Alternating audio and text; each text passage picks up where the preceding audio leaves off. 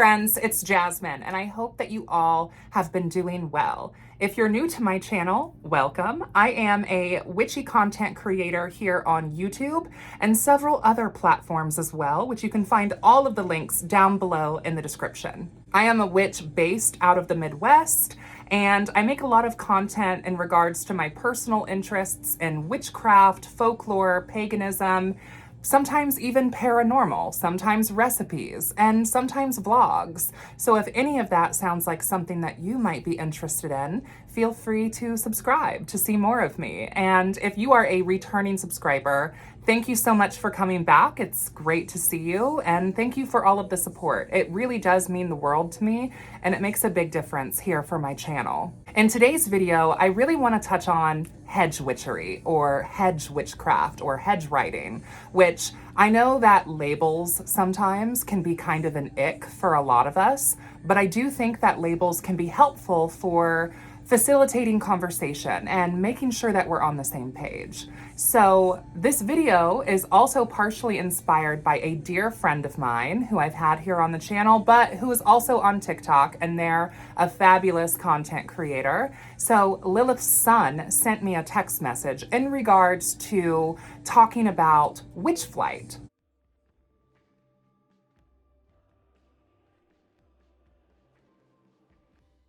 Before I get ahead of myself, I do want to define some of these terms. Hedge witchery or hedge witchcraft or hedge writing implies that a witch is crossing the hedge or crossing the veil between worlds.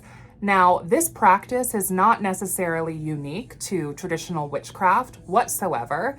Shamanic journeying or astral projection or astral travel, these are terms that you will find when you are looking for more information on this topic. An issue that I was running into personally was that astral travel or astral projection specifically just really didn't match my personal background as a witch. It was much more new age kind of perspectives as opposed to occult perspectives.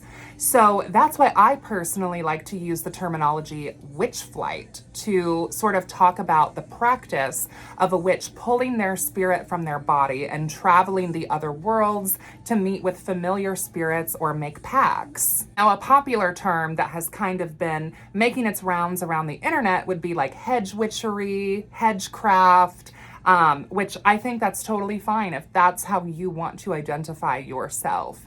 And when someone tells me I'm a hedge witch, I immediately can be on the same page with them because I do understand what you're saying.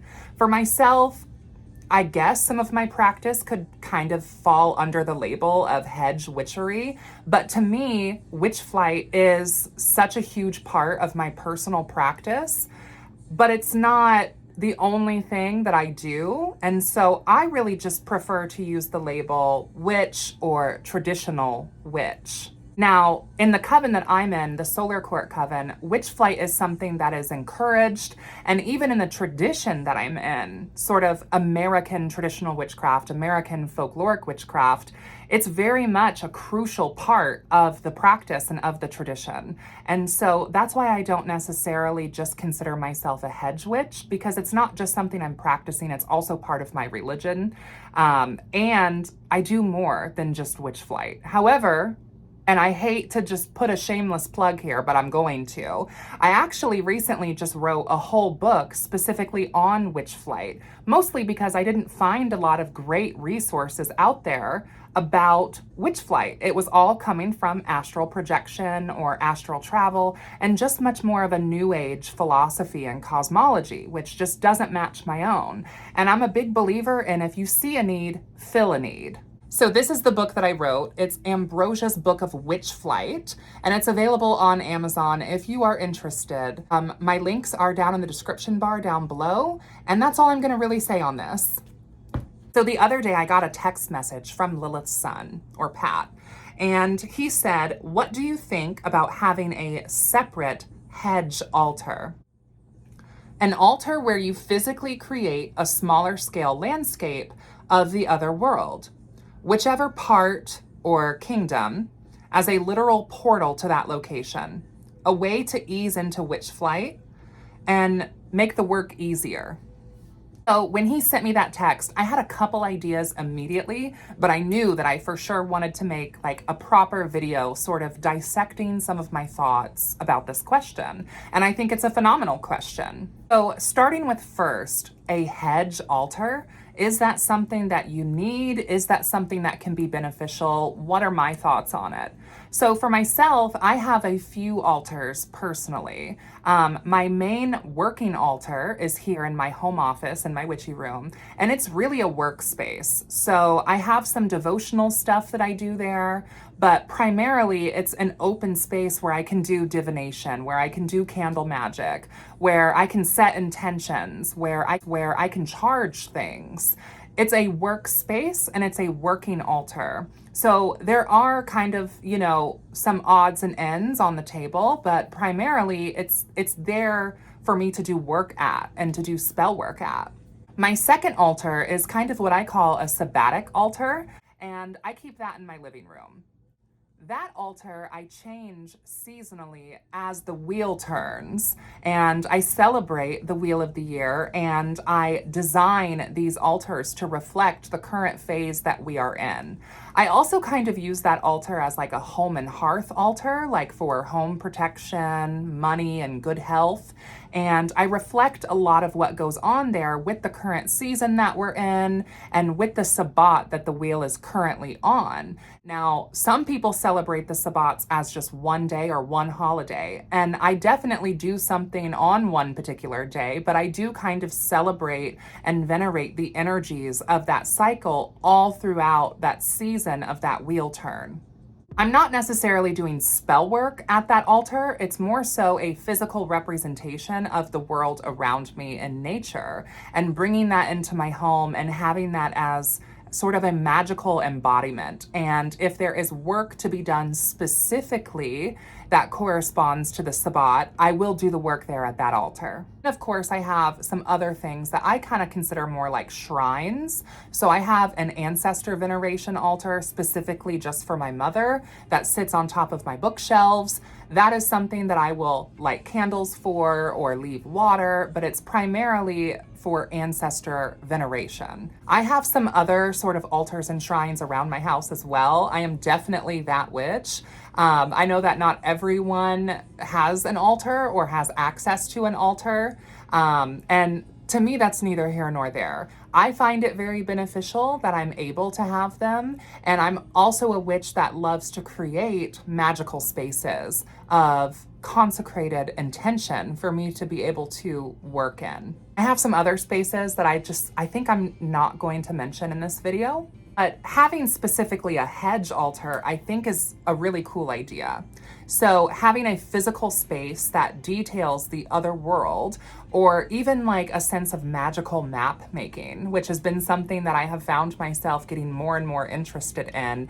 As I've written this book about witchflight, I've thought about really mapping out the other world, mapping out the hollowed wood and the four realms, the four kingdoms, mapping out the places that I've been, kind of like how I put a spirit codex together of different spirits that I've met or interacted with in the other world, also having maps.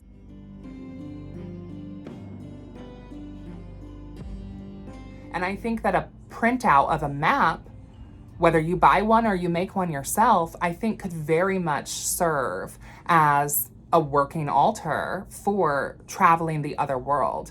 If there's a specific realm that you want to go to, and I know that Lilith's son and I, we've talked about this, we've talked about Dokar, some of the other kingdoms like Mitni or Asalia or Grydel, I feel like you could map these out, and I feel like you could map out the realms. And if you don't create necessarily like a digital media map that could be printed off, I think you could also like almost use miniatures to create a landscape. You know how people build like little tiny villages for holidays?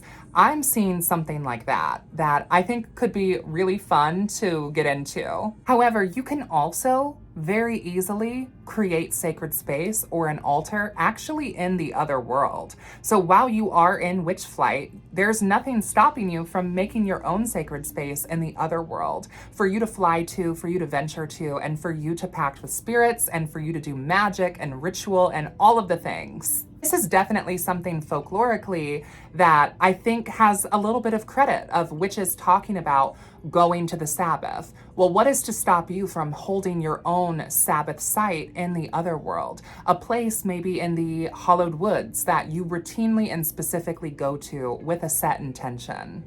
And you know the land and you know the area and you've built an altar. I think that that can be a very powerful thing. I also think it can be a wonderful resource for people that maybe don't have access to having an altar in the physical world. Another thing that it makes me think of is sort of the chaos magician mind palace. And this would be something that really I don't feel like would be quite witchflight or having an altar in the other world, because your mind palace is your internal landscape. It's your internal realm. It's where you go within.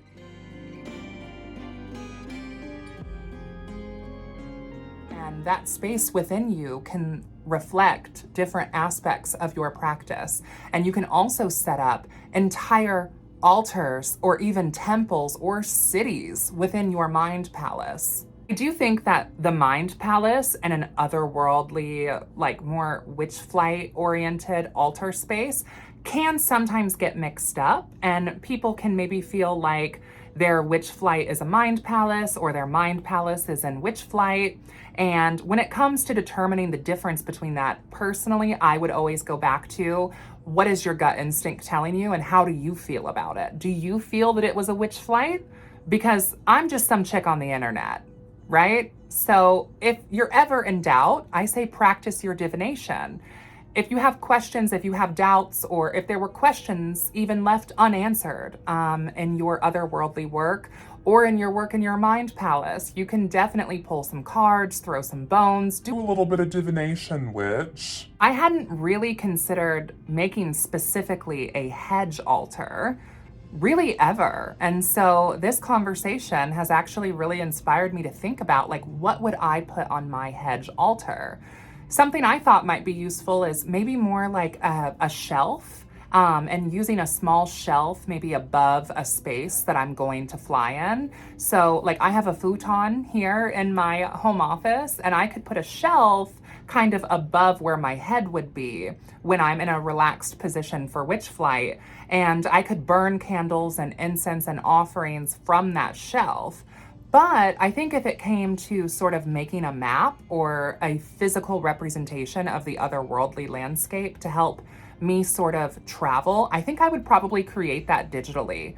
Or I think another really good option would be a good old vision board. Do not sleep on the power of a vision board. Vision boards are basically kind of like this mixed media project, if you've never heard of one. And you basically cut out images or print images and you paste them together to sort of make a collage. And I think that that would be something really powerful for creating a map of the other world. Honestly, just vision boards in general. I know it might sound like a little kitschy or cheesy or whatever, but I really do think they can be powerful tools for inspiration, manifestation, and visualization. Absolutely. A hedge altar, an otherworldly altar, a mind palace, a place that we go within ourselves. What do you guys think? Do you work with any of those? Do you have a hedge altar? Do you work at an altar in the other world? Do you incorporate a mind palace into your practice? I'm curious. I think that those three things could be very powerful hedge witchery sort of tools for flight, whether that be flights on an external level or an internal level. I think that they could be very valuable. Would love to hear what you think in the comment section down below. I think that's going to be it for today. So until next time, blessed be, and I will see you in hell.